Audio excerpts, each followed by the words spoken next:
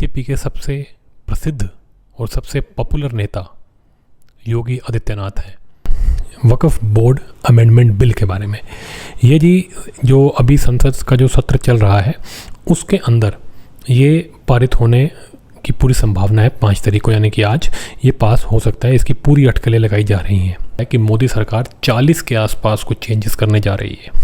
वक्फ board के पास करीब 8.7 लाख संपत्तियां हैं जिनका कुल क्षेत्रफल करीब 9.4 लाख एकड़ है जी इनके पास। हेलो, यूपी से पूरे देश का एजेंडा सेट किया जा रहा है। पिछले लोकसभा इलेक्शंस में बुरी परफॉर्मेंस के बाद अब बीजेपी जो है अपनी स्ट्रैटेजी को पूरी तरह चेंज कर रही है और इसका जो पूरा इंडिकेशन है वो मिल रहा है उत्तर प्रदेश से। बीजेपी के सबसे प्रसिद्ध और सबसे पॉपुलर नेता योगी आदित्यनाथ हैं। संभवतः उनकी पॉपुलैरिटी नरेंद्र मोदी से भी ज़्यादा है, इसीलिए उनको ये काम दिया गया है। वही एजेंडा सेट कर रहे हैं और यही एजेंडा पूरी इंडिया में उसको फॉलो किया जाएगा। तो जी इस वीडियो में हम बात करेंगे जो नया झटका प्रधानमंत्री मोदी की सरकार ने दे दिया है 5 अगस्त को। 5 अगस्त मोदी साहब के लिए एक बहुत ही ऐतिहासिक दिन है। ये पिछले कुछ सालों से 5 अगस्त के दिन बड़े बड़े जिसे कहते हैं अनाउंसमेंट, बड़े बड़े काम, ऐतिहासिक काम इस तारीख पे करते हैं। तो इस 5 अगस्त को भी नरेंद्र मोदी ने देश को एक तोहफा दिया है और वो है वक्फ बोर्ड की जो पावर्स हैं, जो उसकी जो शक्ति है उसको कम करने के लिए जो बिल में संशोधन किया जा रहा है वो उसके बारे में जो है इस वीडियो में हम बात करेंगे। और आगे मैं आपको बताऊंगा कि किस तरह इस देश के अंदर हिंदुओं के साथ फ्रॉड किया जा रहा है और इस फ्रॉड को सब पॉलिटिकल पार्टीज ने मिलकर चलाया, लेकिन अब नरेंद्र मोदी साहब ने इस चीज़ को बस कर देने का इरादा कर लिया है। उन्होंने सोच लिया है कि अब ये चोरी चकारी आगे नहीं चलेगी। इस लॉ के अंदर क्या क्या चेंजेस किए जा रहे हैं और क्यों किए जा रहे हैं ये सब इस वीडियो में डिस्कस करेंगे। आप आगे बढ़ने से पहले वीडियो को लाइक शेयर करें, चैनल को सब्सक्राइब करें। सबसे पहले जी आपसे बात कर लेते हैं वक्फ बोर्ड अमेंडमेंट बिल के बारे में। ये जी जो अभी संसद का जो सत्र चल रहा है उसके अंदर ये पारित होने की पूरी संभावना है। 5 तारीख को यानी कि आज ये पास हो सकता है। इसकी पूरी अटकलें लगाई जा रही हैं। जैसा कि मैंने कहा 5 अगस्त जो होता है वो मोदी साहब के लिए एक इम्पॉर्टेंट डे माना जाता है। इस दिन बड़े बड़े काम मोदी सरकार करती है, तो इस बार भी जो है शायद ये बिल पास किया जा सकता है और इसको पेश किया जा सकता है पार्लियामेंट के अंदर। अब ऐसा है कि इस हफ्ते जो है ये पास हो सकता है दोनों पार्लियामेंट्स के अंदर और उसके बाद ये लागू भी किया जा सकता है। अब जी जो ऑलरेडी जो ये एग्जिस्टिंग कानून जो है उसकी अभी हिस्ट्री में जाएंगे, लेकिन पहले मैं आपको यह बता दूं कि उसके अंदर सुनने में ये आ रहा है कि मोदी सरकार 40 के आसपास कुछ चेंजेस करने जा रही है। 40, ठीक है जी। और इनमें से जो सबसे बड़ा जो बदलाव है वो है जी वक्फ संपत्ति के रूप में नामित करने से पहले भूमि को वेरीफाई करना ज़रूरी होगा। अभी तो ये चल रहा है, इतनी चोरी चकारी चल रही है कि वक्फ बोर्ड वाले किसी भी ज़मीन पे अपनी उंगली रख दें तो वो ज़मीन उनकी हो जाती है, लेकिन अब ये कह दिया गया आपको वेरीफाई करना पड़ेगा, ठीक है जी। जो अलग अलग राज्य हैं इनके अंदर अलग अलग बोर्ड भी बने हुए हैं वक्फ के, सुन्नियों के भी अलग हैं, शिया के भी अलग हैं, ये सब भी चीज़ें हैं। उसका जो है उन सबको नए सिरे से जो है वेरिफिकेशन अब सबको करवाना पड़ेगा, ठीक है जी। इसके अलावा इन संशोधनों के बाद जो भी चेंजेस किए जा रहे हैं महिलाओं को भी जो है अंदर शामिल किया जाएगा, ठीक है। तो अब बदलाव क्या क्या है इसके बारे में ज़रा मोटा मोटा बात कर लेते हैं। पूरी डिटेल्स तो अभी सामने सबके नहीं आई हैं, लेकिन जो अब तक बातें छन छन के बाहर आ रही हैं मैं आपको वही बता रहा हूँ। जो ये विधेयक है वो शुक्रवार 2 अगस्त को केंद्रीय मंत्रिमंडल ने मंजूरी दे दी थी इसको, और विधेयक में वक्फ अधिनियम के धारा 9 और धारा 14 के अंदर चेंज किया जा रहा है, ठीक है जी। इसके जरिए वक्फ बोर्ड जो है उसकी शक्तियों को कम किया जाएगा। ये जो वक्फ बोर्ड का जो ये पूरा एक्ट है इसको 2013 के अंदर यूपीए सरकार ने लागू किया था इस देश के अंदर चोरी चकारी गुंडाई बढ़ाने के लिए, ठीक है जी। लेकिन अब जो है इस संशोधन को ला करके मोदी सरकार जो है इनकी जो शक्तियाँ हैं वो कम कर रही है। अब ये वक्फ़ बोर्ड होता क्या है पहले वो समझ लीजिए। ये वक्फ़ बोर्ड जो है ये जितनी भी मुसलमानों की जो संपत्तियां होती हैं ये उनका प्रबंधन करता है जी, ठीक है, उनको मैनेजमेंट करता है। वक्फ़ को दान देने का एक रूप माना जाता है। बिहार जैसे राज्यों में अलग अलग शिया और सुन्नी वक्फ़ बोर्ड हैं। अब वक्फ़ जो है मुस्लिम समुदाय के विकास के लिए दी गई संपत्ति है। संपत्ति और संपत्ति से हुए मुनाफे को हर राज्य के वक्फ़ बोर्ड प्रबंधन करते हैं।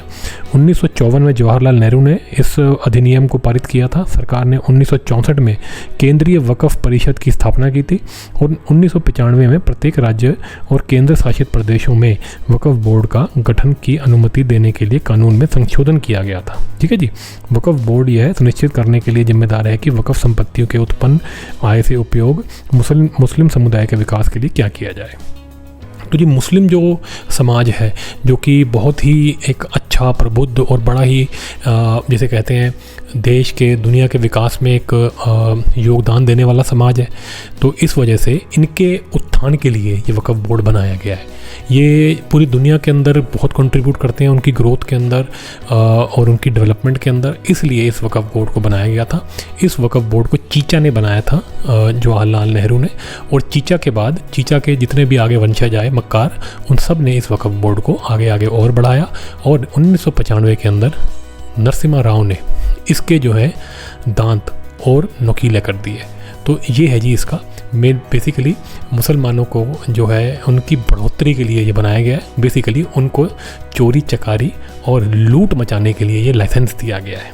तो सब अपने अपने तरीके से मुसलमानों की जो है तलवार के अंदर धार दिए जा रहे थे और नरसिम्हा राव सरकार ने तो तलवार के अंदर इतनी ज़्यादा धार दे दी कि उसने आधे देश की प्रॉपर्टियाँ लूट ली हैं। अभी आपको उसके बारे में भी बताएंगे कितनी है इनकी संपत्ति। अब ये सुनिए, वक्फ़ बोर्ड के पास करीब 8.7 लाख संपत्तियां हैं जिनका कुल क्षेत्रफल करीब 9.4 लाख एकड़ है जी इनके पास। देश भर में 28 राज्यों में केंद्र शासित प्रदेशों में 30 वक्फ़ बोर्ड हैं। सशस्त्र बलों और रेलवे के बाद वक्फ़ बोर्ड के बाद भारत में तीसरे स्थान पर सबसे ज़्यादा भूमि है। बेसिकली ये भूमि माफिया ही है, आप ये समझ लीजिए। इस देश के अंदर इन्होंने पहले इस देश के 2 टुकड़े कर दिए, एक अलग से पाकिस्तान बना लिया, फिर वो पाकिस्तान भी टूट गया, 2 बाजू काट दिए हमारे, और अब इस देश के अंदर भी वक्फ़ बोर्ड बना करके हमारी भूमि जो है हिंदुओं की वो भी लेना चाहते हैं। तो उस लिए चोरी के लिए ये बनाया हुआ है और सारे मुसलमान जो है उनको ये बताया जाता है कि ये उनकी धार्मिक एक ड्यूटी है कि वो वक्फ़ बोर्ड को जो है अपनी संपत्ति दान करके मर जाएं, और वो जो है पूरा दीन के काम में लगे हुए हैं। अपनी अपनी संपत्तियां मुसलमानों की जो है वो इनको दिए जा रहे हैं और ये उसको इकट्ठा करके उससे पैसे बना रहे हैं और उसको बढ़ाए जा रहे हैं और किसी पे भी उंगली रख के उसको कब्जा करके उसको और बढ़ाए जा रहे हैं, ताकि देश के अंदर, हिंदुस्तान के अंदर और भी ज़्यादा जो है हिस्से उसके टुकड़े कर दिए जाए और हिंदुस्तान को दोबारा तोड़ दिया जाए। तो बेसिकली हिंदुओं को ख़त्म करने का पूरा स्कैम था जी ये। अच्छा जी, तो ये इतना बड़ा जो स्कैम चल रहा था, इसका ऐसा नहीं है कि मोदी सरकार को इसके बारे में पता नहीं था। मोदी सरकार को भी 10 साल हो चुके हैं, लेकिन मोदी सरकार ने भी एक बार तो पार्लियामेंट में खड़े होकर कह दिया था अमित शाह जी ने कि हमने इनको बहुत हेल्प करी है, हमने इनका बड़ा उत्थान करा है, इनको इनकी प्रॉपर्टियां बढ़ाई हैं। लेकिन अब मोदी सरकार को झटका जो लगा है लोकसभा इलेक्शंस में, उनके बाद उनको भी समझ में आ गया कि हिंदुओं को क्या चाहिए, और ये जो चोरी चकारी में जो तुम ये सारी पॉलिटिकल पार्टियां लगी हुई हैं, ये अब अगर ऐसे ही चलता रहा तो मोदी सरकार अपने आखिरी दिन गिन रही है, ये उनको समझ में आ गया, इसलिए ये एक्शन लिया गया है। अब वक्फ़ बोर्ड जो है ये, जैसा कि मैंने आपको बताया, सेंट्रल जो गवर्नमेंट होती है, वक्फ़ बोर्ड के साथ तालमेल के लिए सेंट्रल वक्फ़ काउंसिल बनाया हुआ है। वक्फ़ एसेट्स जो होती हैं उसके मैनेजमेंट सिस्टम, और इंडिया के मुताबिक देश में कुल 30 वक्फ़ बोर्ड, जैसा कि मैंने आपको बताया, वो हैं। इनके हेडक्वार्टर ज़्यादातर राजधानियों के अंदर है। ठीक है जी। तो ये गुंडाई में लगे हुए हैं, ये सरकारों पे हर जगह जो है अपना पूरा वर्चस्व बना के उनके ऊपर प्रेशर बनाते हैं और अपनी गुंडाई जो है अपने असेट्स के माध्यम से चलाते हैं। ठीक है जी। अब इसके अंदर विवाद क्यों हो रहा है? विवाद इसलिए हो रहा है कि आरोप ये लगाया है कि सरकार जो है उसने बोर्ड को असीमित ताकत दे दी है। वक्फ़ संपत्तियों के विशेष दर्जा दिया गया है कि किसी ट्रस्ट आदि से ऊपर है। वक्फ़ बोर्ड को अधिकार दिया गया है कि वह किसी भी संपत्ति के बारे में यह जांच कर सकता है कि वह वक्फ़ की संपत्ति है या नहीं।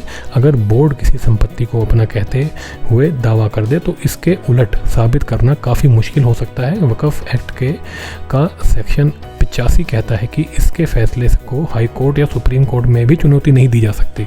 तो इस देश के अंदर मुसलमानों को गुंडा बनाने के लिए, इनके माध्यम से पूरे देश की ज़मीन हड़पने के लिए और हिंदुओं को कंगला करने के लिए इनको सुप्रीम कोर्ट और हाई कोर्ट से भी ऊपर रख दिया गया है। इनकी जो सुनवाई है इनकी ट्रिब्यूनल्स में होती है। एक राज्य के अंदर एक ट्रिब्यूनल बना दिया और पूरे राज्य में से अगर कहीं पर भी वक्फ बोर्ड ने जाकर के किसी की प्रॉपर्टी पे उंगली रख दी तो वो जो है भाग करके ट्रिब्यूनल जाए। अब चाहे ट्रिब्यूनल उसके घर से 400 किलोमीटर हो या 500 किलोमीटर हो, सुनवाई तो वहीं होगी। सुप्रीम कोर्ट और हाई कोर्ट भी नहीं सुन सकता। तो वक्फ बोर्ड जो है वो सुप्रीम कोर्ट और हाई कोर्ट से भी ऊपर है।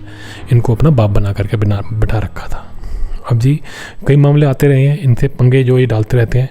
एक तो कुछ समय पहले भाजपा के नेता हैं हरनाथ सिंह, उन्होंने आरोप लगाया था कि तमिलनाडु में वहाँ के स्टेट वक्फ बोर्ड ने तिरुचिरापल्ली जिले के एक पूरे गांव पर ही मालिकाना हक जता दिया। महाराष्ट्र के सोलापुर में भी ऐसा केस हुआ।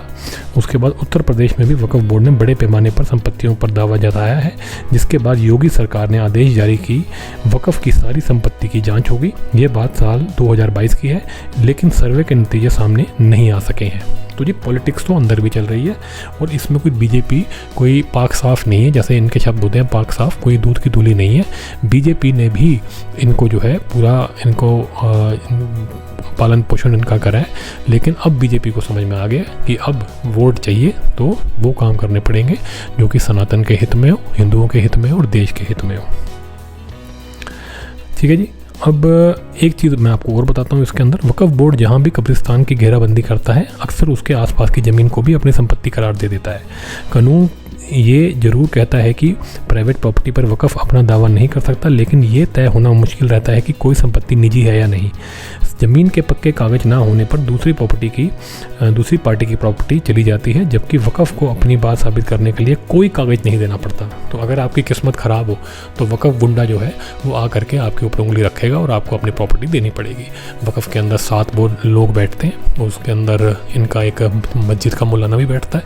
सब मुसलमान इकट्ठे होकर के गुंडाई करते हैं और उनकी सैलरी हिंदू पे करते हैं, सरकार पे करती है जी। तो बड़ी कृपा की है जी मुसलमानों ने इस देश के अंदर रह करके। पहले इस देश को तोड़ा, अब इस देश के अंदर ऐसे ही और टुकड़े कर रहे हैं, आतंक फैला रहे हैं, हाँ जी, पत्थरबाजी कर रहे हैं, दुनिया भर के कुकर्म कर रहे हैं। हमारी बेटियों का उठा के इनको उनके जो है उनके साथ सामूहिक बलात्कार की बातें कर रहे हैं। उनको जो है अपना गुलाम बनाने का जो है पूरा प्रोग्राम चलाया हुआ है और उसके बाद जो है हम जो है इनको कोर्ट भी नहीं ले जा सकते, हमारी प्रॉपर्टी भी ये जो है अपने दोनों हाथों से लूट के खाएंगे। तो जी इस तरह का जो है बहुत ही बढ़िया कानून बना रखा था और जैसा कि मैंने कहा ये कब्रिस्तान के अंदर भी इस काम में लगे हुए थे। तो अब इन सब की जो प्रॉपर्टियाँ हैं, इन सब की जांच की जो है बातें चल रही थी यूपी के अंदर, लेकिन उसकी भी अभी चीज़ें सामने नहीं आई, जो कि मुझे लगता है धीरे धीरे अभी और सामने आएंगी। अब ये आ रहा है जी उत्तर प्रदेश में सबसे ज़्यादा वक्फ की संपत्ति है और सुन्नी बोर्ड के पास कुल 2,10,239 संपत्तियाँ हैं, जबकि शिया बोर्ड के पास 15,386 संपत्तियाँ हैं। हर साल हज़ारों व्यक्ति द्वारा बोर्ड को वक्फ के रूप में संपत्ति दी जाती है, जिससे इसकी दौलत में इजाफा होता रहता है। अब सरकार क्या करना चाह रही है? केंद्र सरकार वक्फ बोर्ड की अधिकारों को, जो ये असीमित अधिकार हैं, उनको कम करने के लिए एक प्रस्ताव ला रही है। इसमें वक्फ की संपत्तियों का वेरिफिकेशन अनिवार्य होगा। ऐसे ही वेरिफिकेशन उन संपत्तियों के लिए भी होगा जिन पर निजी प्रॉपर्टी होने का शक है और सालों से वह रहते आ रहे हैं लोगों का दावा किया है। ठीक है जी। कौन कर रहा है? अब ये सबसे ज़्यादा जो इसका विरोध कर रहा है ये AIMIM का चीफ असदुद्दीन ओवैसी ने संशोधन की अटकलों के बीच गुस्सा जताते हुए कहा कि सरकार वक्फ बोर्ड की ऑटोनॉमी छीन रहा है, जो धर्म की आज़ादी के खिलाफ है। कई मुस्लिम संगठन भी बिल के विरोध में हैं। तो जी ये ओवैसी जो है ये है तो एक ज़िले का नेता, लेकिन बनता है पूरे देश का नेता। न्यूज़ वाले इससे पैसा खा करके इसको बड़ा नेता बनाते हैं और ये आकर के जो है जिहाद का पूरा एजेंडा चलाता है टीवी पे। कल आकर के सारे मुसलमानों को तो पता है कि ये चोरी का ही प्रोग्राम है, लेकिन इसको तो नेता बनना है मुसलमानों का, तो इसने आकर के कल मुसलमानों की साइड लेने की कोशिश करी है। लेकिन वैसे कोई बड़ा नेता जो है कल तक तो नहीं सामने आया था, बट ये बात ज़रूर है कि अब इसके ऊपर बवाल ज़रूर मचेगा, क्योंकि मुसलमान वोटों के जो ठेकेदार हैं वो आकर के अब अपनी छातियाँ कूटेंगे और आकर के पूरे देश के जो हिंदू हैं उनके ऊपर अटैक करेंगे और बीजेपी के ऊपर अटैक करेंगे। अब बीजेपी जो है इन सबसे लड़ने के लिए तैयार हो जाए। हिंदू जो हैं वो भी अब अपनी कहते हैं सीट की पेटी बांध ले, क्योंकि अब ये सब चीज़ें जो है बहुत ड्रामेबाजी चलेगी और हो सकता है ये देश के अंदर अराजकता फैलाने की भी कोशिश करें। लेकिन ये गुंडाई नहीं चलने देंगे। इस देश के अंदर ये जो भूमि माफिया जो ये वक़्फ़ के नाम पे चल रहा है, इसका बंद होना बहुत ज़रूरी है। और इनको जो अनलिमिटेड शक्तियाँ दे रखी हैं, जिसको भी उंगली लगाएं उसको उठा लें उस प्रॉपर्टी को, ये इनका ड्रामा बंद होना चाहिए।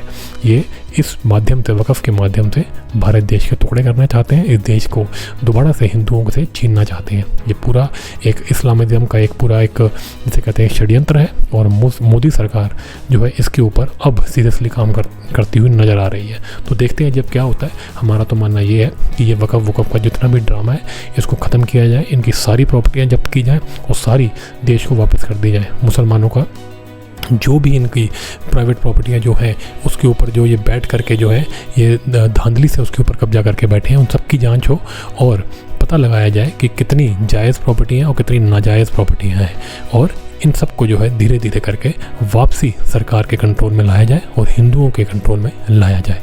तो चलिए जी, इस वीडियो में इतना ही। मैंने आपको ये सब बताया कि क्या बवाल मचा हुआ है। आज इस बिल के पेश होने की पूरी संभावना है, और अगर इसके ऊपर और भी अपडेट्स आते हैं तो हम आपको इस चैनल पर देते रहेंगे। आप अभी इस वीडियो को लाइक शेयर करें, चैनल को सब्सक्राइब करें। मिलते हैं आपसे अगले वीडियो में।